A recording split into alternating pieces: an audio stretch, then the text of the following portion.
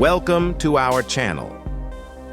Today, we're diving into an exciting topic that's been trending all over the internet, AI influencers. Specifically, we're going to explore how to create consistent AI characters using a powerful new free tool.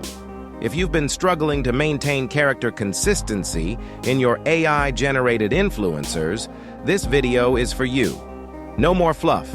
Let's start. First, type Focus Collab on Google, then click on the first link afterwards. Click Connect to establish a connection with a GPU server. It'll take some time to download the assets. Once it's done, click on the public URL. It'll redirect you to the Gradio Live web page. This is now your image generation tool.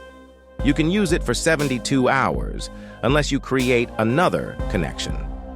There's the preview panel. Here's the prompt box. Click on Advanced, and we can look at the different aspect ratios, number of images, and negative prompts.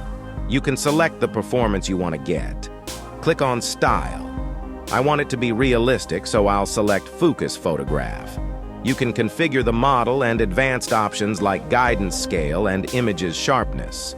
I'll create a prompt. Once done, click Generate.